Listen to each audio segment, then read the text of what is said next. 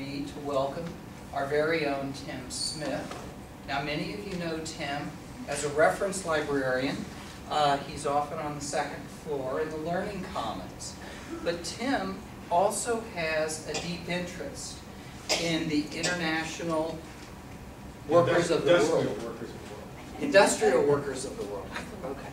Thank you, Tim. Often confused lately. In the IWW. Yes. Otherwise known as the Wobblies. So, Tim tells me he was once actually a member of a labor union. Otherwise, he has a deep and abiding interest in the history of the IWW, and he's going to share some of that with us today. So please join me in welcoming Tim Smith.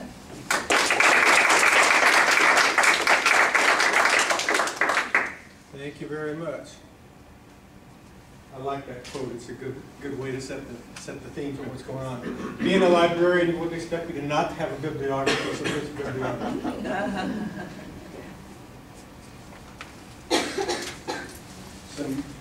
As I say, a little paragraph at the beginning of there, it's a highly selective bibliography that's astonishing how much has been published over the years, especially about the last 50 years about the Wobblies. Astonishing considering their relatively small numbers over their history compared to a lot of other unions, but their influence has been pretty amazing. You know what's going on? Technical stuff is going on here. Okay, let me give a little quicker thing. I'm on the Library Diversity Committee, and we every year we try to come up with themes to illustrate different aspects of diversity. And this past spring, I was the one who suggested labor history. And what I was thinking of at that point was the SB 5 and all of the stuff that's going on in the state now. Little did I know there's going to be this Occupy Wall Street stuff going on too. And I hope by the time I get through here that you'll maybe see some tie-ins. I see the coverage about the Occupy Wall Street movement, a whole lot of the same sort of spirit of the IWW going on now that was going on 100 years ago for a lot of the same reasons. And I hope that I can show some of that as we go along here. As Scott said, and because it's a very personal thing, it was my suggestion for the theme of labor history, and then I suckered Ron Luce into talking last month about Southeastern Ohio and coal mining organizing, and then I volunteered to do the IWW presentation. Because it's a personal interest of mine, and Scott indicated I've been a member of the union, I wanted to share a little bit about how this came to be. I was, way back in 1973, I finished my dissertation, didn't find a job. I was an unemployed PhD. Some of you may know about this kind of story. And so I needed a job to pay the rent and buy food and so forth, and I went into the university placement office and took a typing test. Because I'd been typing my dissertation and so on, I typed pretty well, so I wound up getting a job in the dental school library. This is at the University of Pennsylvania in Philadelphia. Not to be confused with Penn State, please. That's a place where they play football. But anyway, I got a job at the dental school library as a clerk, classified staff. And the way that Penn was set up then is that in order to have a classified staff job in the library system, you had to join AFSCME. And so I did. What was weird is that the whole rest of the university, the classified staff, were not unionized. But it was really an advantage to being a union, and it was really appreciated at the time. I was getting paid $7,000 a year, which is actually not too bad. This is like what, 38 years ago. And the other folks in other parts of the university doing similar sort of work are getting about $5,000 a year. So hey, there is some power in the union. And then some years later, I got married to a woman from Cincinnati, Barbara Volz, and she and her father had been very active they were school teachers and been very active in the teachers union in Cincinnati. Well, she sort of helped raise my consciousness a little bit, and then we'll see it here in a moment the ultimate cause. But here's the subject what we're talking about, and the title is intentional. Who are the Wobblies?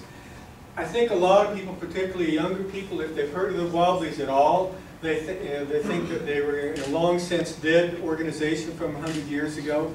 Well, they're not dead. They're still around. And going to have a couple slides to illustrate that coming here at the end. And by the way, I've never given this presentation before. I have no idea how long it's going to be. Maybe less than an hour, maybe about an hour, maybe a little bit more than an hour. I hope that if I wind up being too long-winded, you'll be able to stay a little bit past an hour. I think I can promise you a good rousing conclusion to the festivities. But anyway, this is the Industrial Workers of the World, founded in 1905, and they're still around today. And this thing, the greatest thing on earth, was something that a lot of the members really thought it was. It really was the salvation on earth. Now, back one more thing to how I came to be interested specifically in the Wobblies comes from this guy here. Anybody ever heard of him? Utah Phillips, Adam Ron has. Few of you have. He was a folk singer, storyteller, organizer, long-term Wobbly, like it says there. One of my culture heroes. I first heard of him back in the 1970s. NPR had a wonderful series called Folk Festival USA, and every so often they'd have little snippets of him performing at different folk festivals. And I gradually gathered up, and I think I've got most of the recordings he ever did. And he was a wonderful storyteller, wonderful, and also a great lover of puns and wordplay and so forth. And those of you who know me know that how that can appeal to me, doing that kind of thing. But anyway, he was very much I learned a whole. I learned started to learn about the Wobblies from him, and then I've been reading a whole bunch of stuff in the last few years, and especially the last few months as I've been preparing for this presentation. And he's really the guy who got me going in this direction. And that's how this presentation came to be. So, Wobblies. What the heck does that mean? Why did that name come to be? Ultimate answer is nobody really knows. I got 4 possibilities here, and the source from that is the IWW's own website. This is the one that's most often mentioned. It's somebody, a Chinese restaurant owner, I think out in Vancouver maybe, that had trouble pronouncing the letters, and so it came out I wobble wobble. But there's a folklorist named Archie Green who just died a couple years ago. Did a whole book on different folk.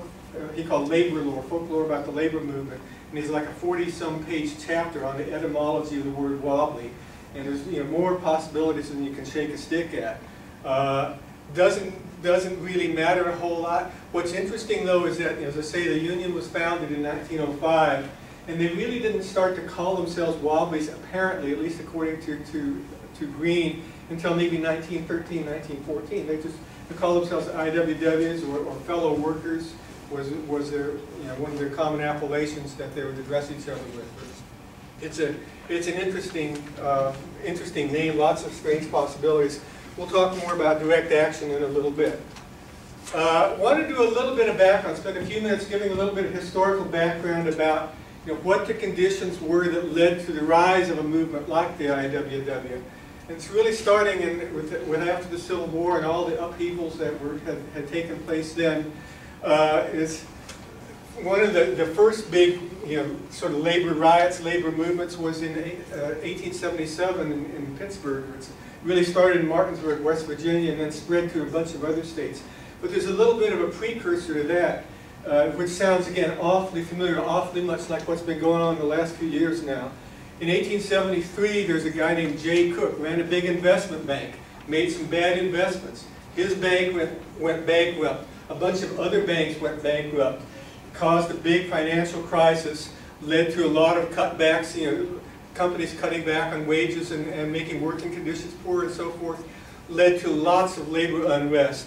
These riots, Pittsburgh is probably the worst place where the most damage was done. Millions of dollars worth of buildings and locomotives and rolling stock were destroyed, but it spread throughout a good part of the eastern U.S.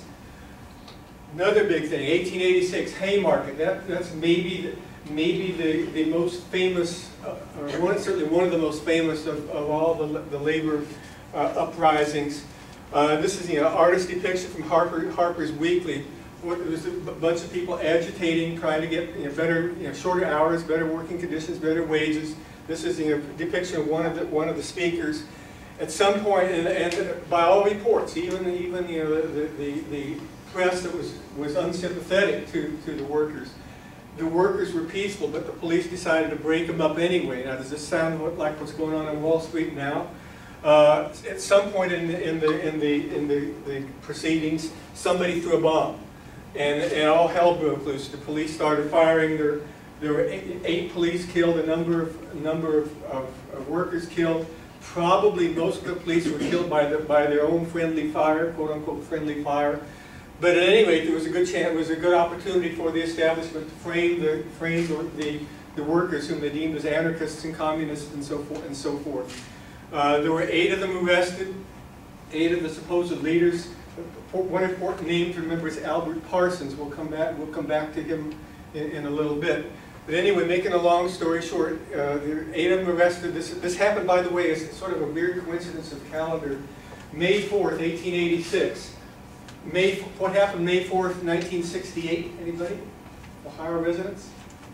Kent State. Odd thing. Same date. This is May 4th, 1886. And the supposed anarchists were tried. One of them committed suicide in jail. 4 of them were sentenced to death. 3 of them were sentenced to prison. The 4 that were sentenced to death were hanged in November of 1887. The 3 that were sentenced to prison they had their sentences commuted by a subsequent governor named John Altgeld in, I think, about 1893. And this was a big deal event, the Haymarket Riot. Homestead Strike. Homestead Steel was a branch of Carnegie Steel. Big strike, 1892. Again, bringing in the military. Toward the end of the strike, there was an unsuccessful assassination attempt against a guy named Henry Clay Frick, who was the head of Homestead Steel. Just an example more of labor violence going on then. Pullman strike, I think Ron mentioned it a little bit when he did his presentation. Pullman Car Company, centered out of Chicago, a little bit west of Chicago. They had a company town, and Ron talked about company towns in coal mining context last time. Anyway, big strike there. You can see the carnage left on some of the rail stock there. Probably the most important thing to come out of the Pullman strike was the radicalization of a man named Eugene V. Debs. How many of you heard of him? Oh, good. Debs at this point had been employed as a locomotive fireman. And that was an example of a craft union. I'll talk more about craft unions in a little bit. Oh, I don't want to restart now. I think we need to strike against Bill Gates. Like he needs more. Okay, restart later or never, preferably. Anyway, Debs was involved in this. He was a member of the Locomotive Firemen's Union. There was also a Locomotive Engineers Union, a Locomotive Brakemen's Union, a Locomotive Mechanics Union, all split. This is what was called craft unionism. That's what I certainly didn't know at the time. When I was working at the library at the dental school there in 1973-74, it was like a craft union. It was a little tiny fragment of the university that was unionized. And that was, the kind of thing that the Wobblies were working to overcome. Anyway, Debs, for his activities, went to prison for about 6 months. And there he started reading socialist literature and got radicalized, as if he hadn't been already, probably. But anyway, he wound up being probably the most famous American socialist of all time. He ran for president 5 times between 1900 and 1920. We'll talk more about him later as it comes to the founding of the Wobblies. So that's another big event. Cripple Creek, Colorado, 1904. This is getting closer to the time when the Wobblies were founded. Throughout the Rocky Mountain West, really from Arizona up to Montana and Utah, Montana and Idaho rather, lots of mining going on, copper mining, silver mining in particular, some gold mining also, but especially copper and silver. There were major mine wars going on in different places, wars between the workers and the owners, the operators. And this is just a dramatic picture here of bringing in a Gatling gun. The government troops bringing in a Gatling gun to try and keep the miners, members of a group called the Western Federation of Miners. That's an important name. We'll see more about it in just a moment. Western Federation of Miners was founded in the early 1890s and really started to become strong around 1896 when they got a new president named Ed Boyce. And it became very strong, very active. Ultimately, though, they lost this particular strike. And that probably led, or was one of the causative factors to leading the next year to the beginning of the Wobblies. There's a guy named Bill Haywood. We'll see more about him in a moment. He was one of the leaders of this Western Federation of Miners. There were socialists, various kinds of socialists, various advocates of industrial unionism, more about that in a moment. Opponents of direct action, again, a bit more about that. And here's the cover of the proceedings. It was this is Bill Haywood's phrase, the Continental Congress of the Working Class. That was late June, early July 1905. And so here's some of the founders. Here's Gene Debs again. Again, he had already run for president twice, and obviously not successfully. But he was much beloved by many people around the country. Big Bill Haywood was probably the best known, the most influential of all the organizers that the IWW ever had. He'd been a hard rock miner in the West, in Utah and Colorado and Nevada.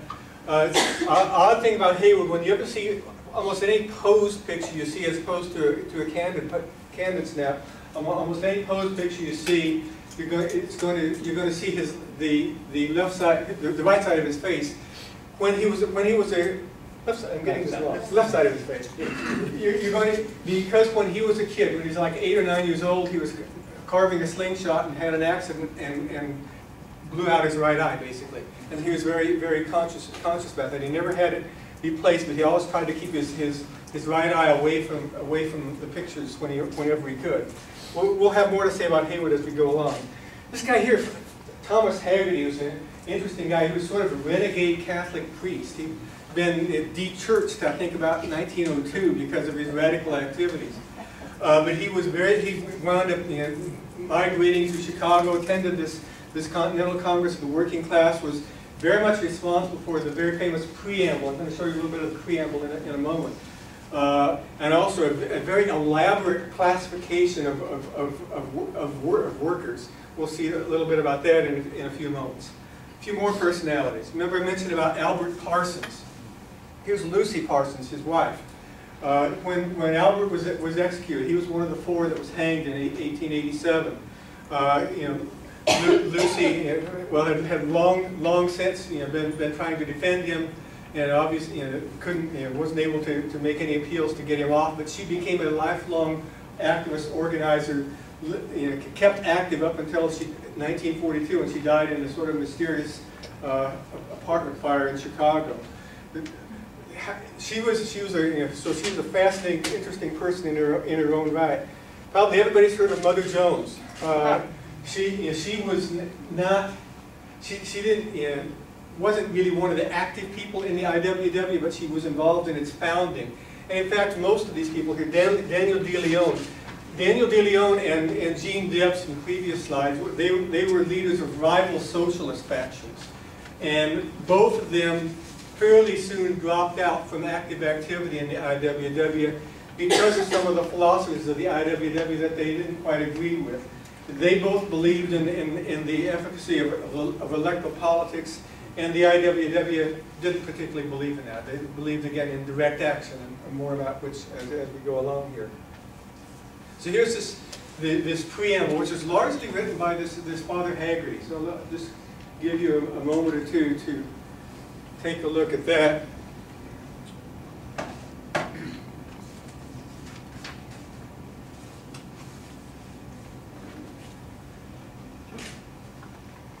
I've got then a sort of along these lines. This is part of one of excerpts from one of the speeches that Bill Haywood gave to this conference, which kind of ties in with what you see there. We are here to confederate the workers of this country into a working class movement that shall have for its purpose the emancipation of the working class from the slave bondage of capitalism.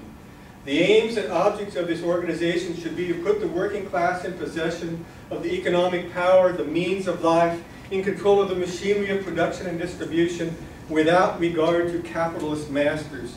The American Federation of Labor, that's the AFL, that's before they became part of the AFL-CIO, that happened in the 30s. The American Federation of Labor, which presumes to be the labor movement of this country, is not a working class movement.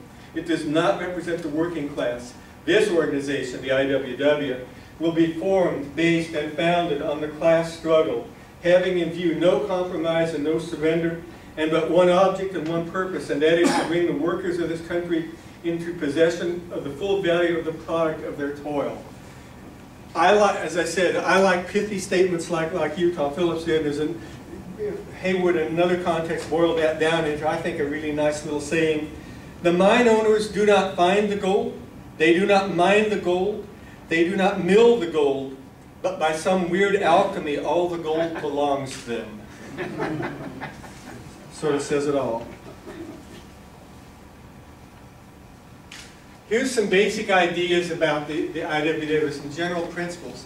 Their goal, which was never even came close to realization, was to form one big union. By the way, this common logo here, this badge over here, an injury to one is an injury to all. Something again that Ron Luce mentioned in his presentation last month was something about a group called the Knights of Labor, which were founded just after the Civil War and kind of petered out of existence, kind of fizzled by the 1880s when the AFL began to be strong. But the Knights of Labor had sort of the same philosophy that the IWW did, but they weren't nearly as effective at making it happen. Their phrase, one of their phrases, was injury to one is a concern to all. It's just a little bit milder, so maybe you can see why they didn't go quite so far. Second point here, the IWW favored industrial unionism over craft unionism. And the idea, again, with craft unionism is that, like I say, when I was working at Penn in the library, it was one little fragment of the university that was unionized. And it's kind of like here, I guess, the custodial folks, the maintenance folks, they're the only ones that are unionized here. Industrial unionism would be to unionize the entire university. Or that would be one version of it. Get everybody in a union, one big union. Or the next stage would be to unionize a bunch of universities.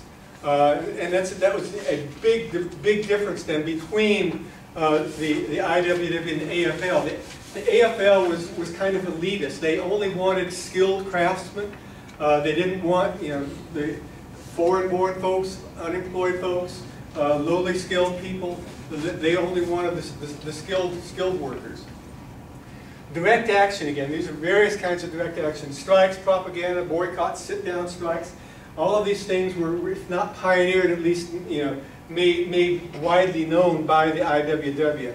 As I said earlier, they were skeptical about the usefulness of electoral politics. They wanted to build the structure of a new society within the shell of the old. It was one of the things, probably one of the reasons maybe that they didn't succeed as much as they wanted to, is that they maybe couldn't figure out, okay, are we a labor union or are we a revolutionary movement? And there was constant tension between those two kind of goals. Probably splitting from the socialists, that's happened a few years after they were founded in 1905. That probably ultimately didn't help them. It kept them more pure, I guess, in a way. But in terms of their long-term goals, it may not have helped. Really different from any other union at the time. They were open to all races and nationalities. Men, women, didn't matter. All types of workers, skilled or unskilled, employed. Even they tried organizing the unemployed sometimes. Very different from any other union then. Real key thing, they were opposed philosophically to violence, but they were very much oftentimes accused of being violent, being anarchists, of doing things like we saw there with some the riots in Pittsburgh and so forth, which, as far as most evidence is concerned, probably didn't happen. They were, in terms of violence, they were much more sinned against than sinning. They were victims of violence much more than they were perpetrators. And probably most famously, they very much used songs and stories and street theaters as part of organizing.